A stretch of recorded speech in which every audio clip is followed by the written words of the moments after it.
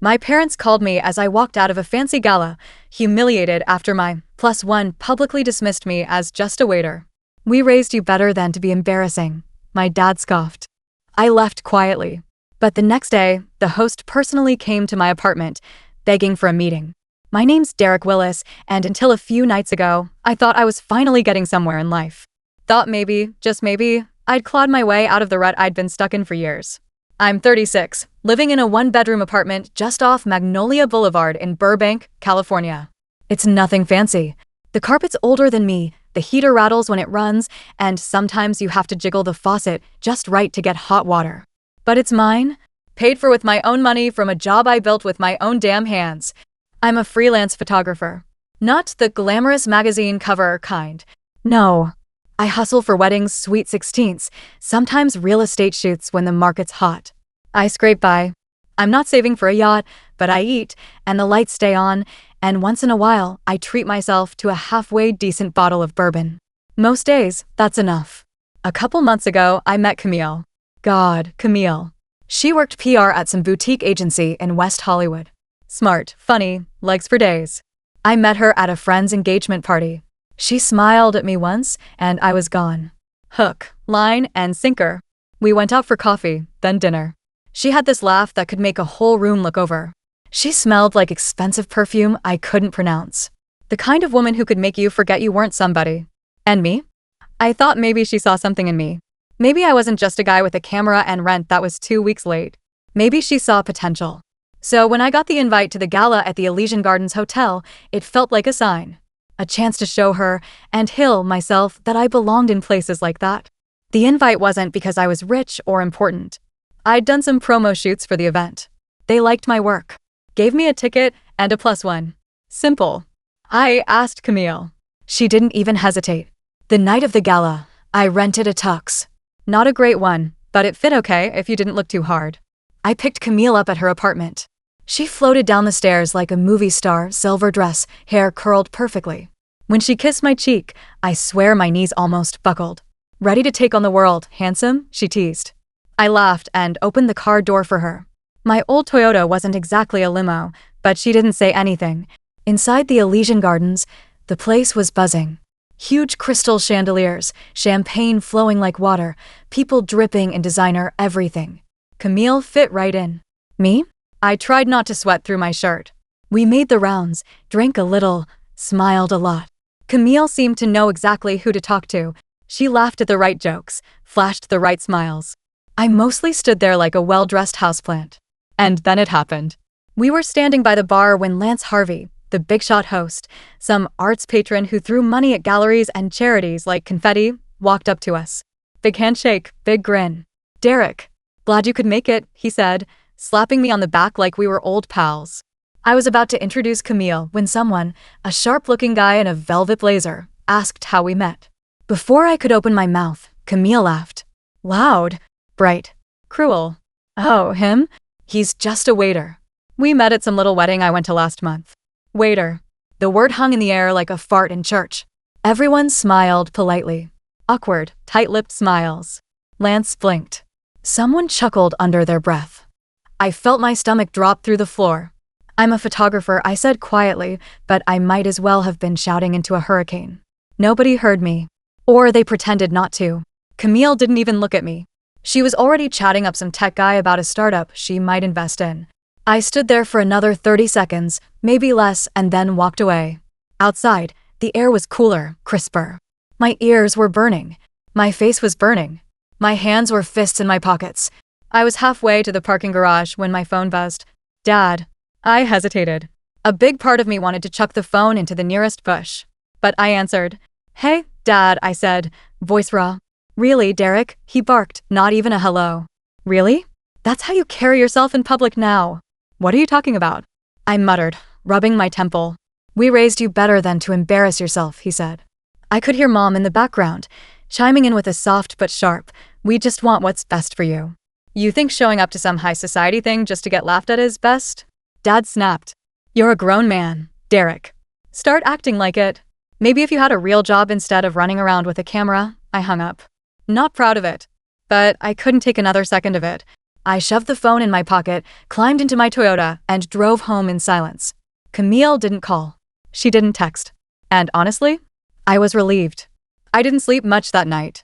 Just sat on my lumpy couch, staring at the ceiling, replaying everything in my head, wondering when exactly I became the guy people were embarrassed to be seen with. I thought that would be the end of it, but around 11 the next morning, there was a knock on my door. A loud, frantic knock. I shuffled over, still in sweatpants and a hoodie that had seen better days.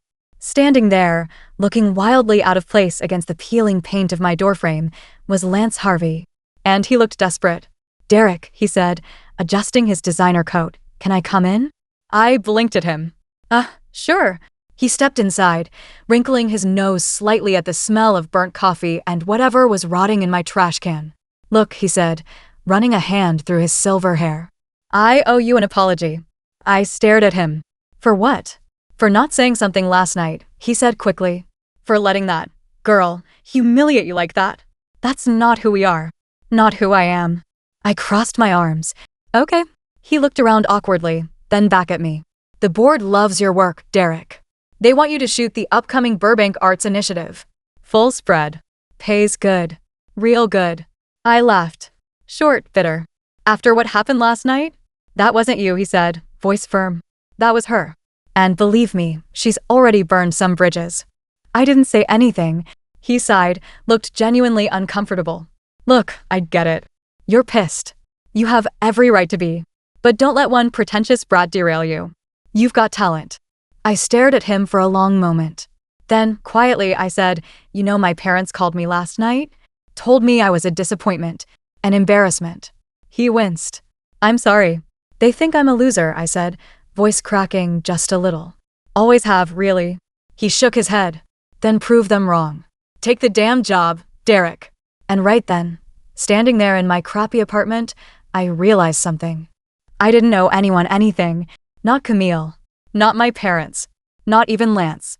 But maybe, just maybe, I owed it to myself to stop letting them define me. I didn't answer Lance right away. Instead, I walked over to the tiny kitchen, grabbed a chipped mug, and poured myself some coffee. It was cold and tasted like burnt socks, but I needed something to do with my hands. Lance just stood there awkwardly, adjusting the expensive watch on his wrist. Finally, I said, "You sure the board wants me?" "After last night." He gave a small, almost sad smile. "Derek, people saw what happened. They're not idiots. Most of them have been embarrassed way worse in their lives. If anything, you earned a hill of a lot of sympathy." I sipped my coffee, studying him. "And Camille?" I asked, trying to sound casual. "She's been uninvited to a few future events," he said, choosing his words carefully. "Turns out last night wasn't her first offense. Just the first one public enough to be noticed." I let that sink in. So Lance continued, pulling a fancy envelope from his coat pocket. "Here's the deal. Full shoot for the Arts Initiative. 2 months of events. Good pay. Exposure. You'll get some real clients out of it." He set the envelope on my counter like it was a grenade he didn't want to hold. "I'll think about it," I said, even though a big part of me wanted to grab it and say yes on the spot. Lance nodded like he expected that. He gave me a pat on the shoulder, awkward, a little too hard, and left without another word. I stood there staring at the envelope for a long time after he was gone. The rest of the day crawled by. I thought about calling my parents, telling them about the offer. But then I pictured the conversation. "What's the pay?" Dad would ask immediately, not, "Are you okay?" or "Congratulations." And even if the pay was decent, it wouldn't be enough. Not for them. I spent the afternoon editing some old wedding photos just to feel useful. Around sunset, my phone buzzed again. Camille. Her name flashing on the screen like a bad joke.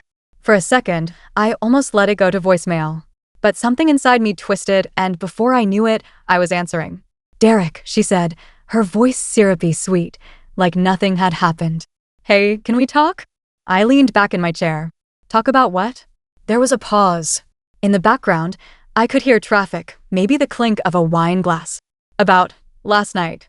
"I feel like there was a misunderstanding," she said, laughing lightly like it was funny. I said nothing. She rushed on, her words a little too fast. "I was joking, babe. You know that, right? It's just, those people are so uptight. You have to, loosen up around them." "You called me a waiter," I said flatly. Another pause. Yeah, but who cares? It's not like photography is a real career anyway, she said, and then, realizing how that sounded, hurriedly added, I mean, you're good at it. I just meant, it's not like law school. I stared at the wall. You humiliated me, I said, my voice low. Oh, come on, she scoffed. Don't be so dramatic. I hung up. I spent the evening lying on my couch, staring at the ceiling, the city noise leaking in through the cracked window. Somewhere down the hall, Mrs. Patel was yelling at her grandkids in Hindi. A dog barked. A car alarm blared once, twice, before dying. It was a regular night, but nothing felt regular. I didn't hear from Camille again. I guessed she'd gotten the message, or found someone else's arm to hang on. The next morning, I woke up to another call. Mom. I groaned and answered, mostly out of guilt. Derek, she said, all soft and serious. Your father and I have been talking. That's new, I muttered under my breath. What was that? Nothing. She sighed heavily, like it physically hurt her to have this conversation. We think it's time you moved back home for a while. I sat up in bed, blinking. What? Just until you figure things out, she said, her voice syrupy sweet, the same tone she used when convincing me to eat broccoli as a kid. Mom, I'm 36. And what do you have to show for it? Dad's voice boomed from the background. I pulled the phone away from my ear and stared at it like it had grown teeth.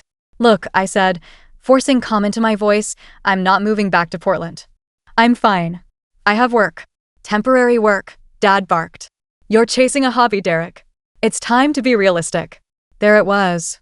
The word they always threw at me. Realistic. Get a real job. Live a real life. Be realistic. I clenched my jaw so hard it hurt. I'm hanging up now, I said, and before they could argue, I did. I didn't realize I was shaking until I set the phone down and saw my hands. The next few days blurred together. I took the arts initiative job. Threw myself into it. Spent hours behind my lens, capturing stiff politicians, bright-eyed artists, kids finger painting at community events. People smiled at me, thanked me, shook my hand. It was stupid, but it felt good.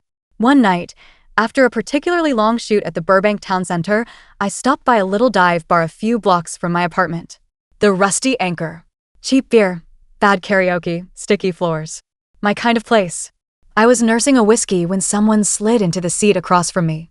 Camille. Looking perfect, polished, out of place. Hey, stranger, she said, batting her lashes. I stared at her. What do you want, Camille? She pouted. Can't a girl just want to talk? I raised an eyebrow. She sighed dramatically. Okay, fine. I heard you got the arts initiative job. I shrugged. And she leaned in, lowering her voice like she was letting me in on a secret. I might have been a little harsh the other night. Might have? Okay, I was a BCH. But you have to understand, she said, reaching for my hand, I see potential in you. I always have. I pulled my hand away. You see potential, I said, tasting the words. Not a person. Not a man. Potential. She blinked, caught off guard. You used me to look good, Camille. You wanted arm candy that wouldn't outshine you. A safe, harmless +1. Her face twisted. Don't flatter yourself. I laughed, sharp and humorless. I'm not. Trust me. We sat there, the silence stretching out, thick and ugly. Finally, she stood up, smoothing her dress. Good luck, Derek, she said, her voice icy. You're gonna need it. She walked out, heels clicking on the sticky floor. I watched her go, then turned back to my drink. Didn't even feel like finishing it. I paid the tab and walked home under the heavy orange glow of the streetlights, feeling lighter. Not happy. Not yet. But lighter. For the first time in a long time, it felt like I wasn't dragging a weight behind me. The next morning, my phone buzzed nonstop. Missed calls. Texts. Emails. At first, I thought it was spam or maybe Camille pulling some desperate stunt. But when I finally checked, my heart dropped. It was my sister, Marlene. Call me now. Emergency. Dad's in the hospital. I didn't even brush my teeth. I just threw on jeans, grabbed my keys, and bolted out the door. Driving up the 5 toward Portland was a blur. I barely remember stopping for gas somewhere near Redding.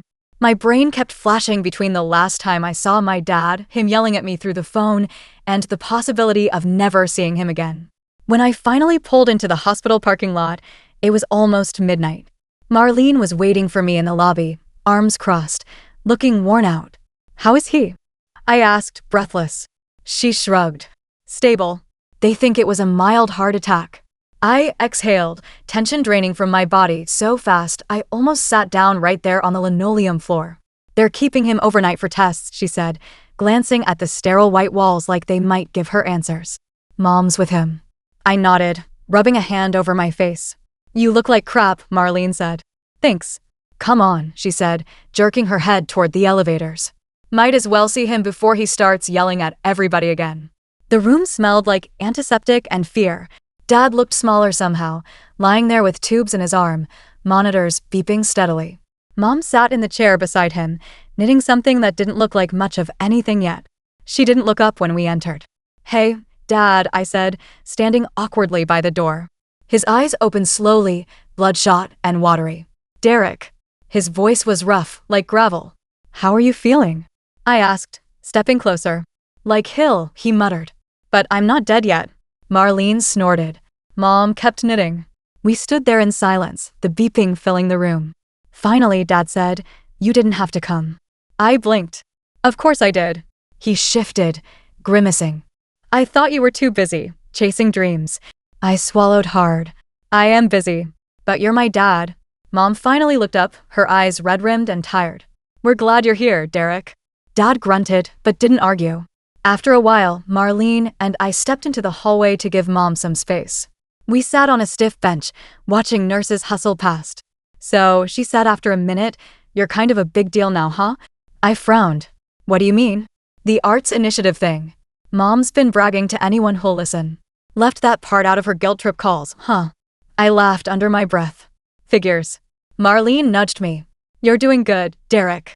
Don't let them make you think otherwise. I wanted to believe her. But the years of biting comments, the constant disappointments, it wasn't that easy to shake off. I crashed at Marlene's place that night. Her guest room was barely big enough for a twin bed and a lamp, but it felt like a palace after the drive. We stayed up late, drinking cheap wine and talking about nothing. Old teachers we hated, neighbors who were still alive somehow, who gained weight, who moved away. It was the first time in a long time I felt like someone in my family actually saw me. Not the disappointment, not the failure, just me.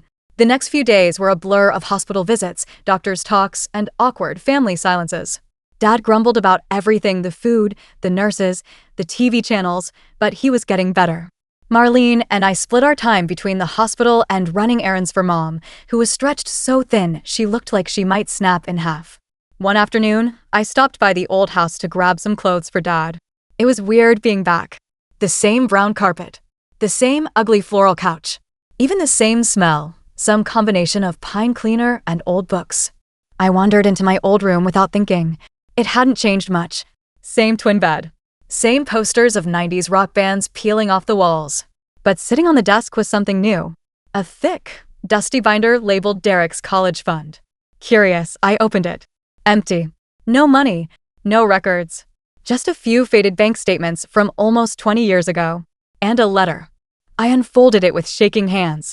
Dear Derek, we're sorry, but we had to use your college fund to cover some debts. We'll make it up to you. Love, Mom and Dad. The date on the letter was from my senior year of high school.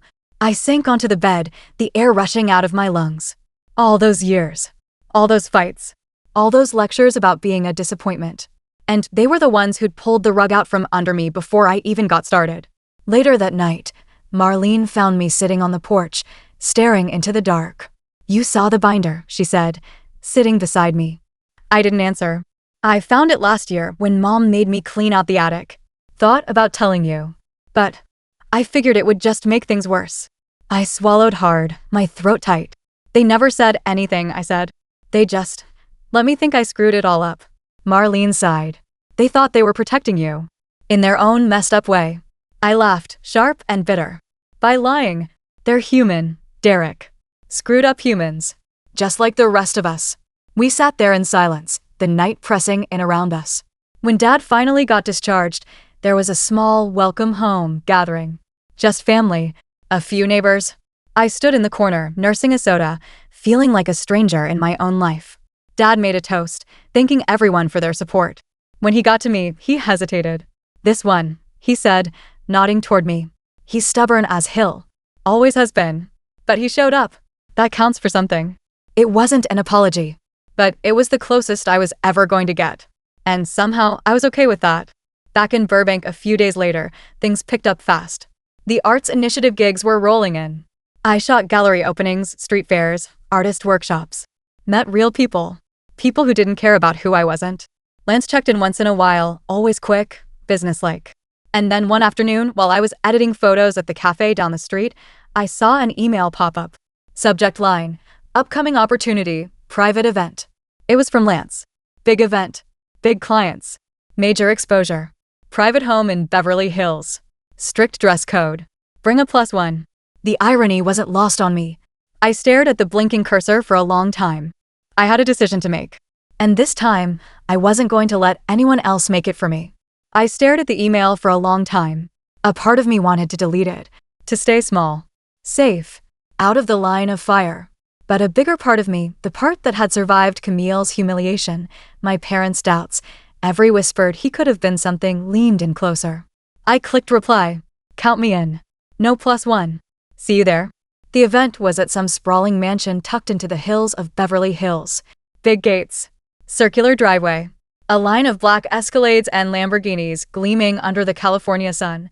I pulled up in my old Toyota, parked 2 blocks down, and walked the rest of the way, camera bag slung over my shoulder.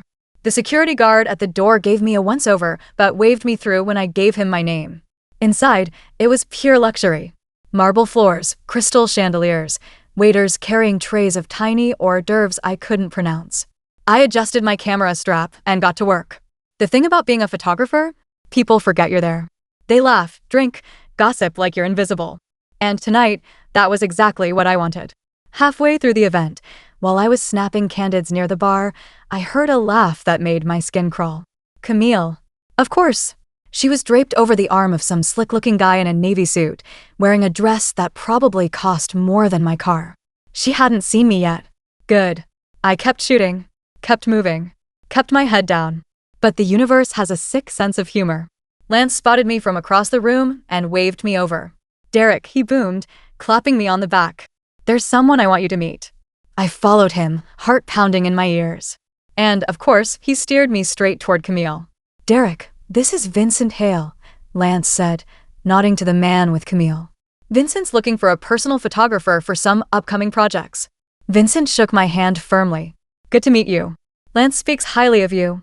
Camille turned then, really looked at me for the first time. Her face froze. It was beautiful. I smiled politely, like I didn't even recognize her.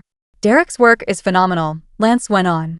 He's booked solid for the arts initiative, but I told Vincent you might be able to fit in a few shoots. Camille's mouth opened and closed like a fish gasping for air. I turned to Vincent. I'd love to discuss it. Maybe after tonight? Absolutely, Vincent said, handing me a sleek business card. Lance moved on, chatting up another group. And then it was just me and Camille. She stepped closer, fake smile plastered on her face. Wow, Derek, she said, voice dripping with fake sweetness. Small world. I shrugged. LA's a small town once you know the right people. She laughed a little too loudly. Yeah, well, looks like you're doing better. Better than what? I asked, deadpan. Her smile faltered. I mean, better than waiting tables, she said, trying to joke. I just looked at her. Calm. Unbothered. I'm a photographer, Camille. Always was. You just couldn't see it. She flushed. And you? I asked, tilting my head slightly. Still climbing over people to get a better view? Her mouth tightened. I leaned in slightly, dropping my voice so only she could hear. By the way, Vincent? He's one of my new clients now. You might want to find a new arm to hang on. She blinked, stunned. Before she could say anything, I turned and walked away. Not angry. Not broken. Just done. The rest of the night felt like floating. I worked the room. Took shots. Got real compliments from real people. By the end of the event, I had 3 new gigs lined up and more business cards in my pocket than I knew what to do with. When I finally stepped out into the cool night air, I pulled out my phone. A new text from Marlene. Proud of you, big bro. I smiled. For the first time in years, maybe ever, I wasn't trying to prove anything to anyone. Not to Camille. Not to my parents. Not even to myself. I just was. And that was enough. 2 weeks later, I got a voicemail from my dad. Short, gruff. Heard about your project. Good job. It wasn't much, but it was a start. And this time, I didn't need it to be anything more than what it was. Because I had finally figured it out. Sometimes the best revenge isn't loud. It isn't cruel. It's just living your life so fully, so unapologetically, that the people who doubted you have to sit back and watch you shine. Without ever being invited in. And God, it felt good.